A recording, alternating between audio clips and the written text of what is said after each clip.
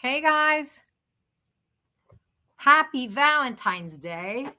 And we're pre-recording this one. We're not doing it live because I'm going to spend Wednesday night with my husband.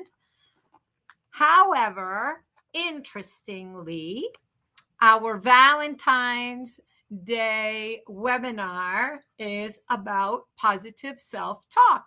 So Valentine's Day is about showing the people around us our love.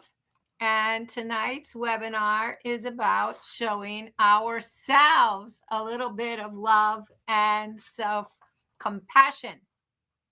So, training beliefs, we've gone through many up until this point. I find it fortuitous that Valentine's Day webinar is about my self-talk is very important. So to start, let's get together with each other and connect about the definitions. Self-talk, the act or practice of talking to oneself, either aloud, silently, or mentally. Importance, of great significance or consequence. So the self-talk that we have can have a significant impact on our riding, on our life. But here we're talking about our riding. So we really want to start to be aware of that self-talk so that the importance and the significance that it has on us is in a positive way, so that it moves us closer to our goals and closer to our dreams instead of farther away. So self-talk can be in the background, and oftentimes we don't even have awareness of it. We don't notice it. It can be in our voice, but it can also be in the voice of somebody that we heard in the past. Some of our most prominent self-talk was created in the past, possibly when we were young, and maybe as a young person, we were not understanding the whole dynamics of the situation, and we took it personally, and it really didn't have anything to do with us at that time. A lot of time when we're kids, we don't really understand the whole picture. As we get older and we are adults and we look at things that can be said in certain situations or dynamics of situations that are going on, we realize that sometimes adults say things that really are not meant to have such an impact, but there's just some crazy thing going on at the time. And then as a child, we absorb that information. We think that it's us, that that's about us, or that that's a reflection of who we are.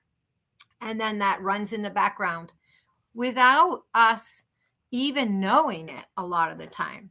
So how can self-talk impact your ride? How many times do you find yourself saying, like, dummy, I always make that mistake, or I never get that right? When we talk to ourselves like this, we are creating a loop in our brain that creates more of it by accident. So if you're seeing yourself as a dummy,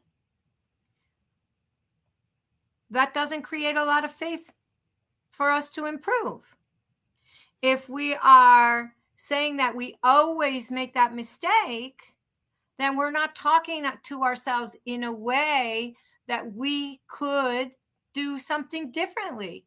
We could actually even make a different mistake, but at least changing that pattern would get us going in the right direction. But by when I always do it like that, or I always make that mistake, that becomes the story. That becomes what we do the next time and the next time and the next time. And our brain is not looking for a way out of that. If I never get that right, then how would your mind and your body be trying to work toward getting it right, even being curious about how to get it right? So it's important that we start to change that direction of the way our mind is the way we're talking to ourselves, whether it's just in our mind or sometimes even gets voiced. Believe it or not, you're giving instructions to yourself about how to move forward with your self-talk.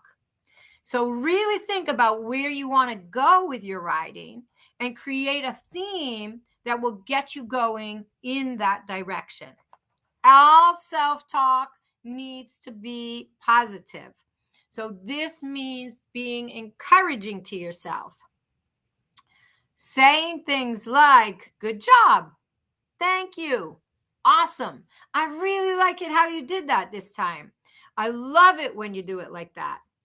How about even just nice try, even if it wasn't perfect, but you made a big effort and made it different than the last time. All of these can be added to your self-talk, just like you would say to your friends, to your students, or even to your horse. I can't must be eliminated from your vocabulary. When we say I can't, this excludes any effort to try, even on a subconscious level. Yet should be added to the end of every sentence. So instead of saying I can't, we might say I haven't mastered that yet. When I say I can't sit the trot, maybe I'm not good at sitting the trot yet. So think about how you could change those stories that you have going on in your mind, and we say them frequently to ourselves on a daily basis, and then you're even going to find yourself saying it to other people. That's just how I am. That's just who I am. That's just how I do it. And if you just do it really well, and if you just do it with maximum effort, and if you just do it the best that you can every day, well, that's totally fine. But if you just do it by making mistakes, not feeling good enough about yourself, or with a little bit of doubt or lack of confidence, then we need to start to change that. That's just me, or I just do it that way. We're going to have to find a more positive way to say that. Now, it's easy to get discouraged and to lose that positive picture. So if the ride starts not going well, it definitely is easy to start to fall down that hole of, this always happens to me. I always make that mistake. And we start really living in that place, visualizing those mistakes. We start to visualize the way that it went last week, when all of a sudden the horse started spooking and you couldn't solve it and it just ruined the whole ride, and your mind starts to loop around in that. But we want to be careful. Once that starts to come into our awareness, we can start to change it. So the first step to changing our self-talk is to become aware of it. And in the beginning, that's going to feel bad, because you're going to notice yourself saying things that you really know are not benefiting you. And that's going to feel just as frustrating as the situation that's happening. So just let yourself hear those little voices acknowledge those little voices, and then start writing them in your journal. It's important to get it out on paper, because once you get it out on paper, you can replace them. Just as simply as I just said, I can't sit the trot, we change that into, I'm not as good as I would like to be at sitting the trot yet. And getting that out on paper, oh my goodness, I'm riding along and I go to sit the trot, or my trainer says that it's time to sit the trot, and I've got this loop going around in my brain. Wait, don't ask me to do that. I can't do that. I'm so bad at this. Oh my gosh, my poor horse. I'm learning. I'm practicing. I'm not good. I'm not as good as I want to be at sitting the trot yet. But I'm going to replace that negative self-talk with something that's open-ended, that's changing in the future. And if you can write those things down and maybe even put them in a Post-it note inside of your tack box, or put it on your phone, that it starts to feel more fluent. I'm not good at, I always do it that way. Oh my gosh, I'm such a dummy.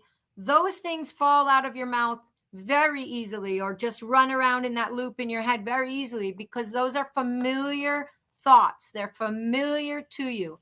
These new thoughts are not going to flow out as easily. So we need to remind ourselves about them. You can put it on the mirror in your bathroom, or maybe even put a couple things like that in the barn bathroom. That helps other people to build up their confidence and their self-talk as well. Put it so it bounces up on your phone right before your riding lesson. Or is there somewhere that you can put it in your tack box or by your stall, so that you read it every once in a while? This vision and visualization of how you want it to be moving forward. I have the best posture.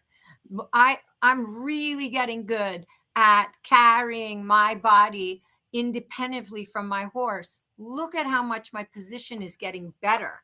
Not, I never get my heels down enough, or my hands are always wrong.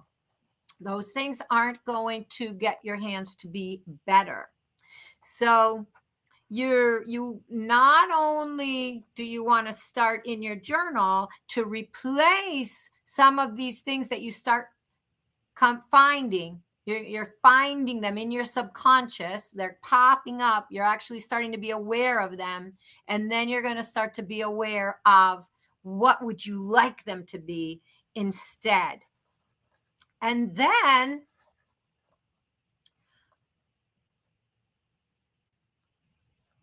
believe that finding out whose voice it is might benefit you.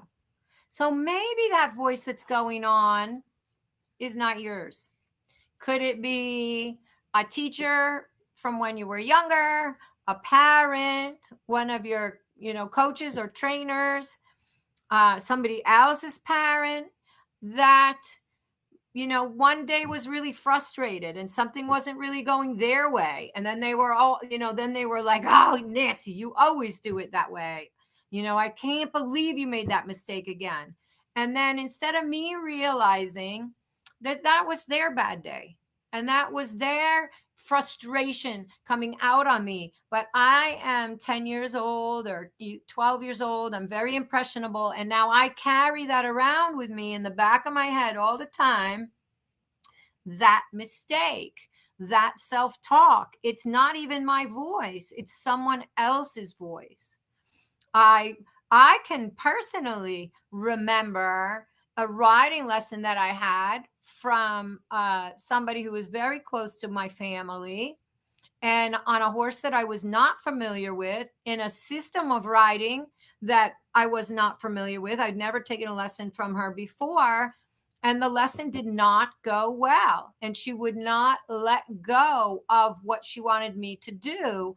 And I just remember getting out of that lesson and feeling like such a failure, because no matter how she, worded it, and no matter how much she felt like this was something that I should be able to do, was capable of doing, and should be getting done in that lesson right this second, I couldn't manage it. I couldn't get the feeling with the horse.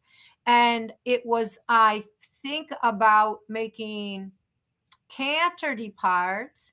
And I would probably say that my body and my mind froze up for canter departs for quite a long time after that, on any horse I was riding, even horses that in the past I had felt comfortable doing them.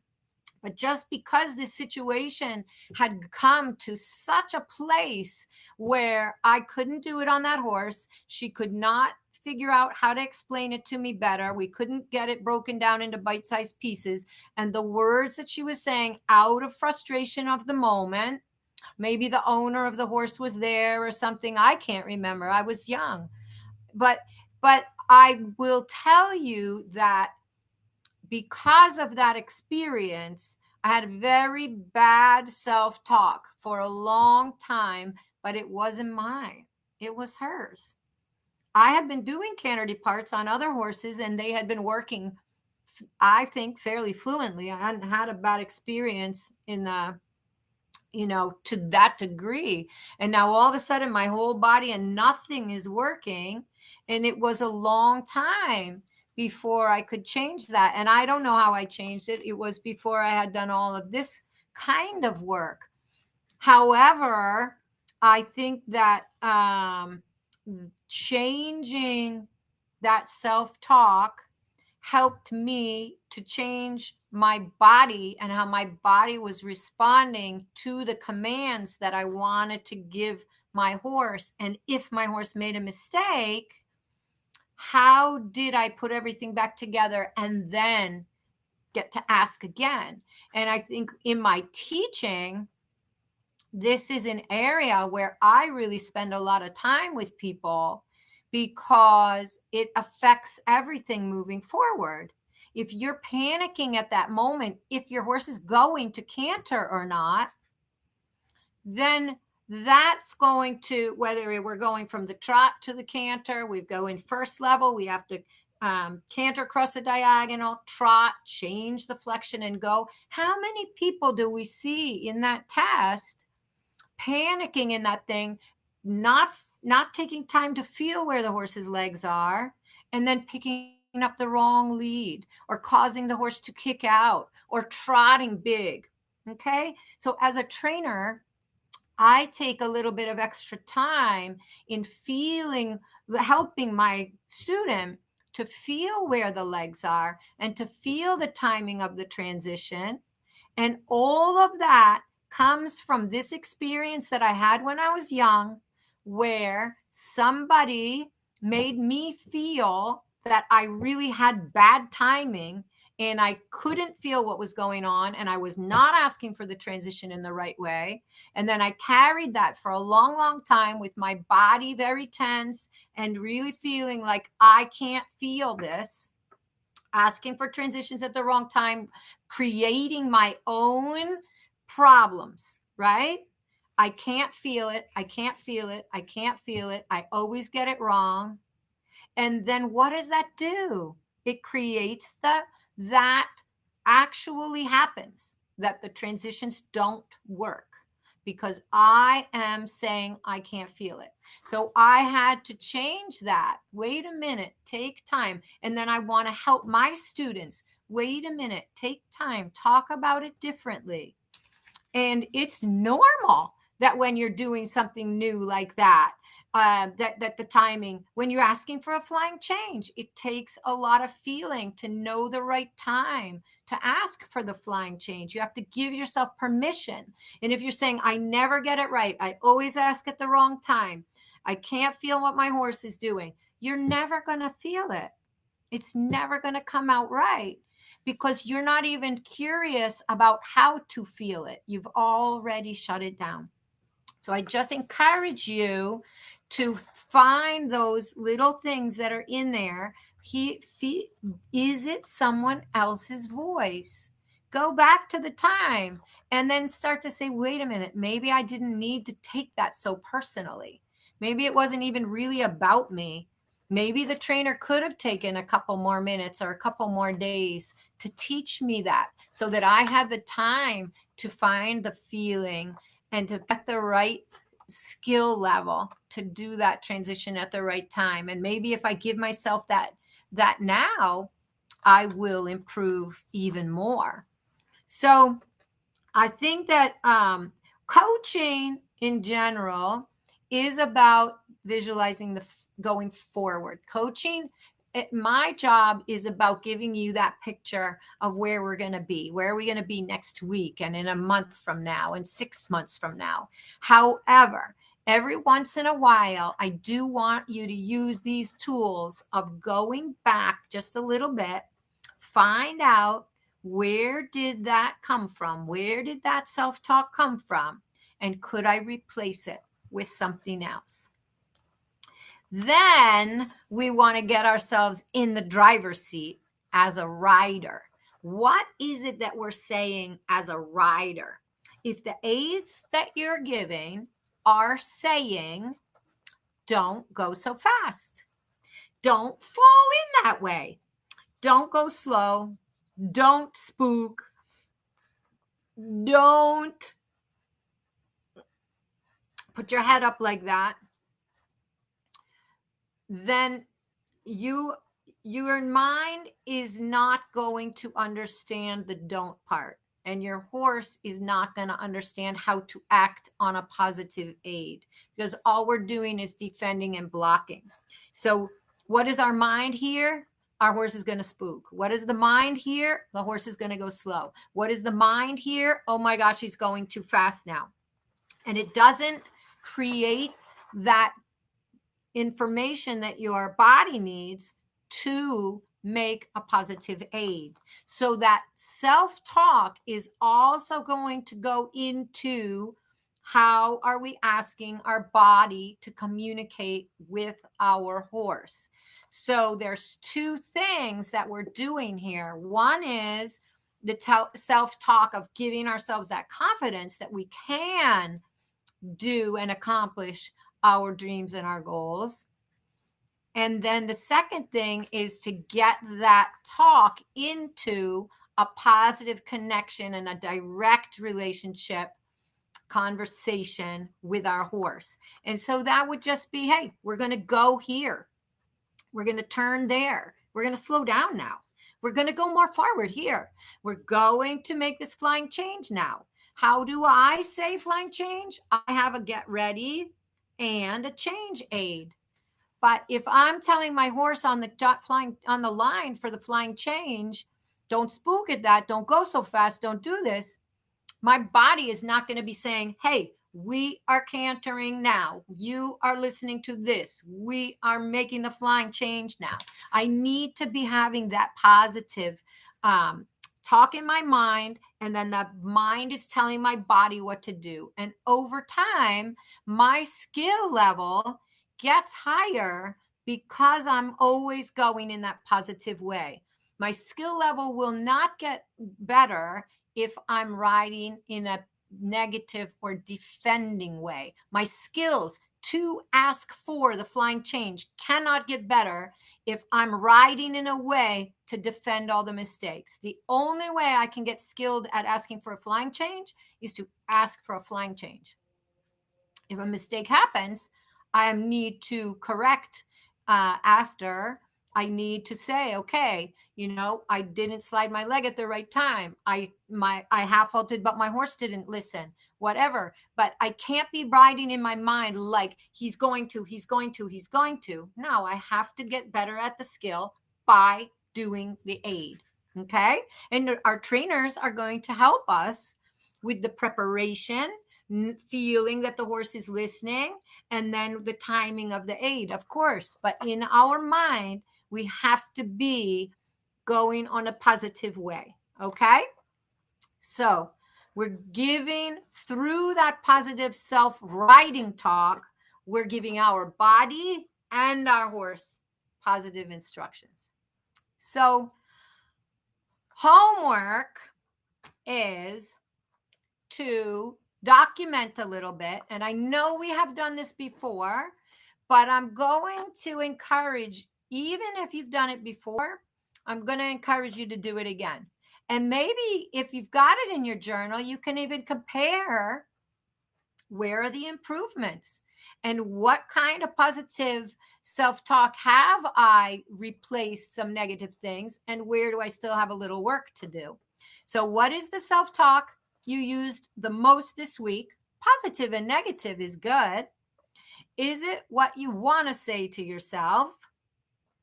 If no, so where are the ones that you would prefer weren't creeping in? What would you replace it with? And then a little bit of a visualization.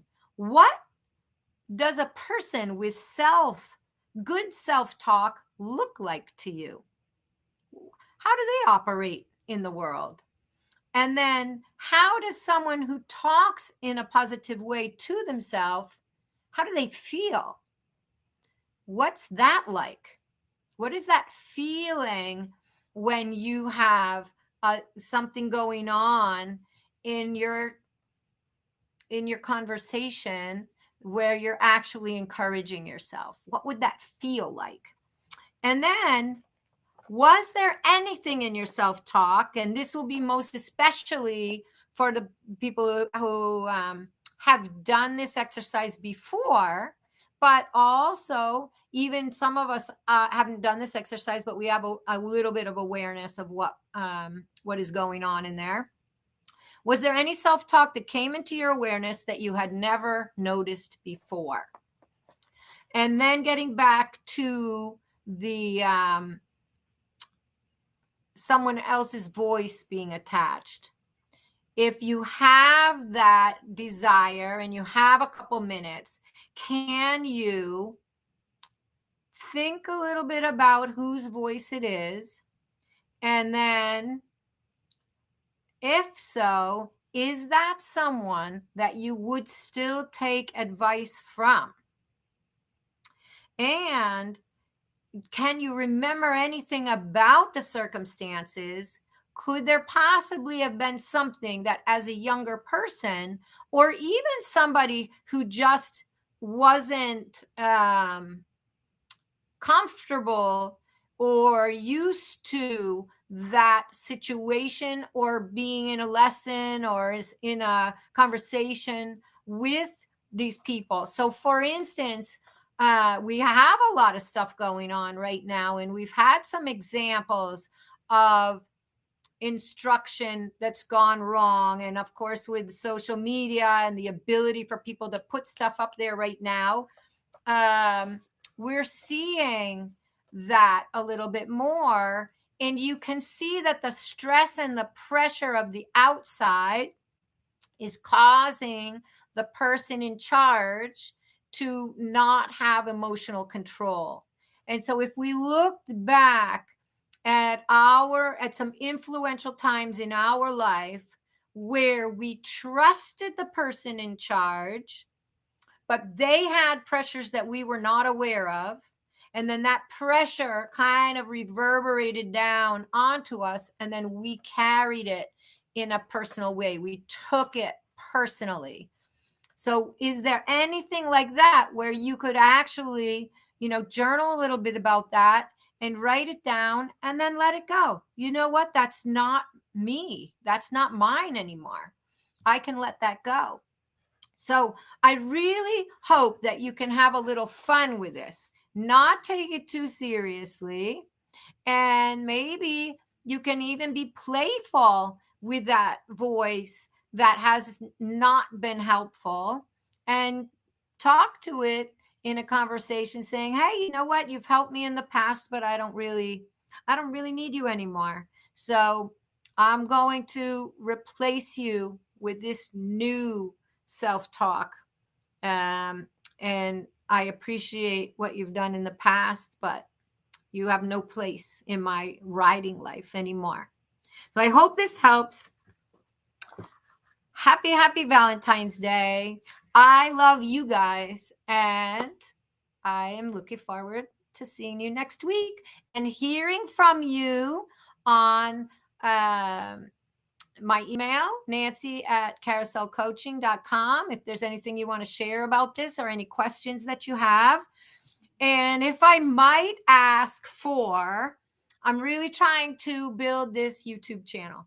So if you guys, if this is benefiting you and you think that other people might benefit from these webinars and from these discussions, then I would love it if you could go down and like and subscribe, and that'll help this get out into our community more, and we can start to really build a positive culture in our equestrian sports. I think that it's time, and I think it's time to invite a lot of people into it, because I know how many people out there are really trying to do the right thing for their horses, and sometimes we don't know the right answers. So let's invite them into this conversation. And we can do that by liking and subscribing, and that'll get these videos out to more people. I really appreciate it. Happy Valentine's Day. Have a great week.